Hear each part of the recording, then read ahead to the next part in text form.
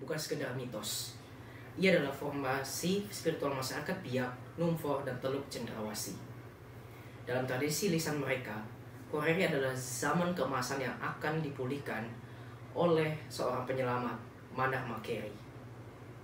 Mandar Makeri adalah tokoh yang memiliki kuasa untuk berubah wujud, menyembuhkan dan menghidupkan kembali dunia yang benar. Dalam salah satu kisah paling terkenal, ia membakar dirinya sendiri hanya untuk kembali hidup sebagai sosok muda dan suci. Ia lalu berjalan menyusuri pulau demi pulau, menjanjikan akan kembalinya Koreri, dunia yang damai dan harmonis.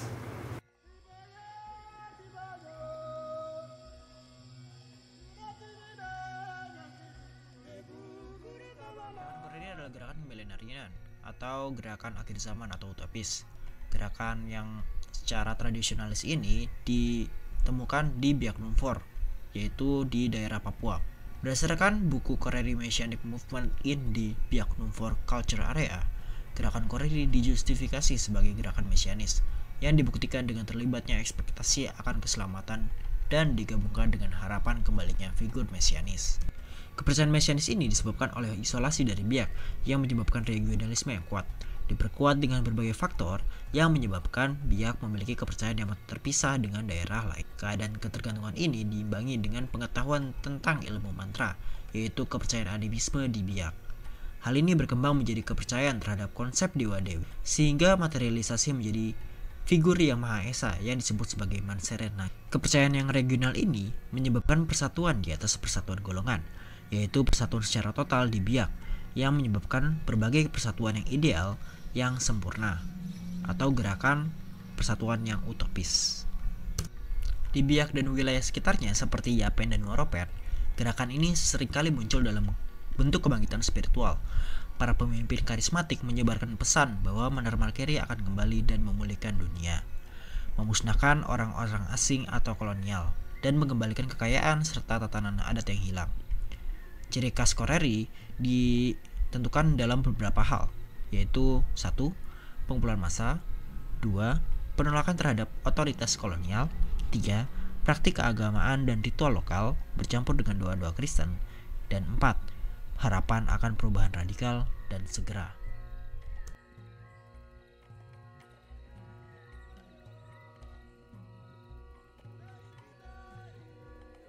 Dalam kondisi doktrinisasi Kristen atau sinkretisme, figur-figur seperti Angganita Manufandu menggunakan doktrin Koreri digabungkan dengan doktrin Kristenisme, seperti ia mengklaim bahwa Mandar Makeri itu atau Tuhan Yesus itu menjadi satu atau sebuah satu kesatuan. Kedua, dan khotbah-khotbah yang berkaitan dengan Injil, Kristenisasi dan pekabaran Injil untuk menyebarkan kabar Koreri itu juga, sehingga perlawanan ini terjadi dan memotivasi gerakan tradisionalis dan gerakan agami. Dalam konsep Koreri juga dikenal Kanur atau Kanor yang didefinisikan sebagai spiritual cosmic being yang diasosiasikan dengan value-value kesucian, legitimasi, dan kekuatan suci. Kanur itu sendiri dipercaya muncul dari Supreme Creator atau Manseren Mangudi dan berinkarnasi menjadi Mandar Makeri. Konsep Kanur ini digunakan oleh Angganita Manufandu sebagai legitimasi kekuasaan yang akan memperkuat posisinya sebagai pemimpin yang karismatik, memiliki kekuatan spiritual, hingga mencapai sebuah posisi di mana ia dapat memimpin pergerakan massal ini.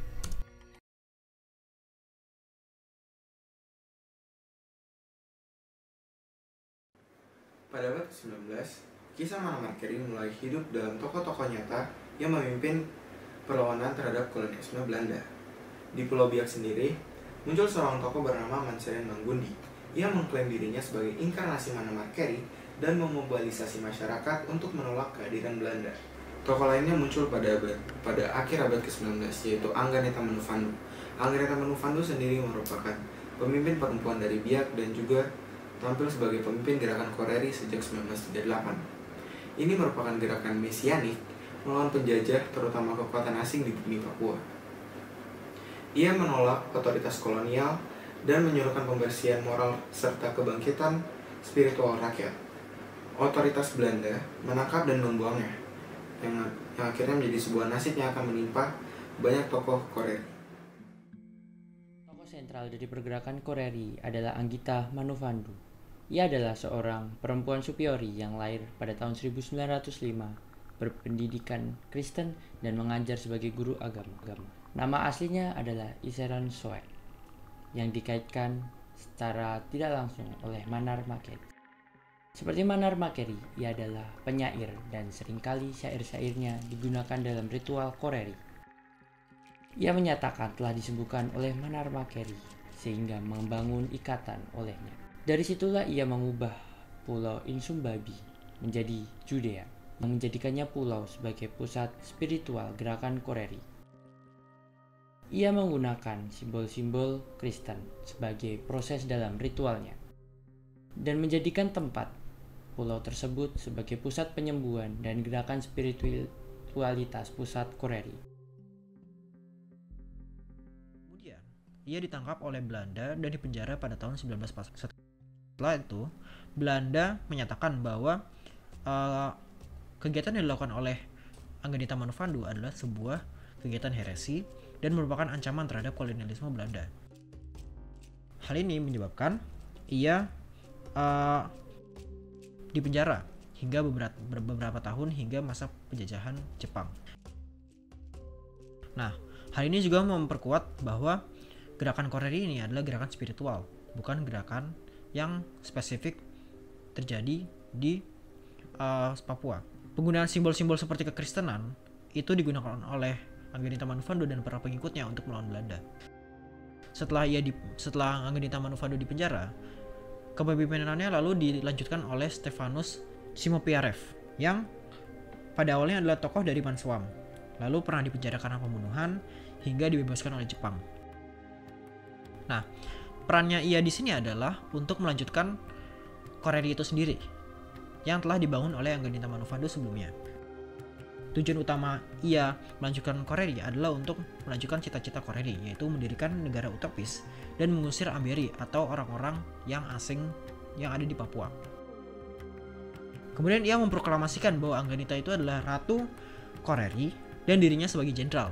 Hal ini merupakan asal-usul dari organisasi Papua Merdeka. Kemudian pada saat penjajahan Jepang, Anggita Manuvandhu diminta dibebaskan oleh Stefanus Simopiarev pada tahun 1942. Hal ini justru ditolak oleh Jepang, lalu diminta untuk sebuah perang simbolik untuk negosiasi dengan Iwata, seorang juru bahasa Jepang. Lalu, serangan Jepang ini membuat banyak korban jatuh, terutama dari pasukan Koreri itu sendiri. Kemudian Simopiarev lari, kabur ke Manokwari, dan tidak pernah kembali. Hal ini membuat sinyalir bahwa Anggita Manuvandhu dan Stefanus Simopiarev itu disinyalir meninggal. Karena kepergian mereka, kemudian pengikut-pengikut Koreri itu melakukan perlawanan terakhir terhadap Jepang, yaitu pada 17 Agustus 1942, di mana sekitar 2.000 pengikut Anggita Manuvandhu dan Stefanus Simopiarev itu pergi ke pantai Andei dan kemudian melakukan perlawanan terhadap Jepang. Awalnya mereka ingin meminta perlawanan satu persatu. Kemudian, karena ditolak oleh Jepang, mereka kemudian melakukan perlawanan gerilya. Nah, hal ini menjadi perlawanan besar terakhir yang dilakukan oleh pengikutnya Anggita Manuvandhu.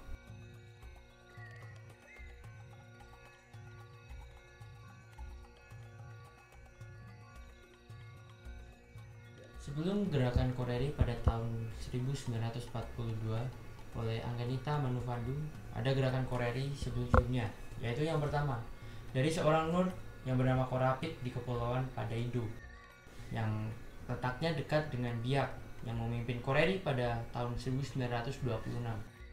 Yang kedua adalah gerakan Koreri di Pulau Reni, Kepulauan Ayo, yang dipimpin oleh Norwasari Faidan pada tahun 1931. Yang ketiga seorang Nur bernama War Besren yang berasal dari kampung Jinsawai di Pulau Bantanta, yang kemudian ditangkap, diadili dan menjalani hukuman 5 tahun penjara di Ternate, Maluku Utara pada tahun 1934. Namun, ia berhasil mengumpulkan banyak orang dalam suatu upacara penantian datangnya Manar Makeri. Namun, perjuangan Koreri yang paling besar adalah dari Anggita Manuvandhu pada tahun 1942 yang menjadikannya perlawanan terbesar dalam sejarah Koreri yang membangkitkan semangat rakyat Papua khususnya bagian B.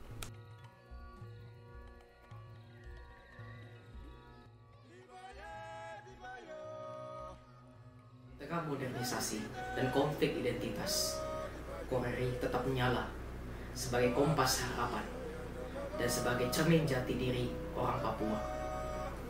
Ia bukan hanya mitos, ia adalah perlawanan, ia adalah doa. Koreri bukan masa lalu, ia adalah masa depan.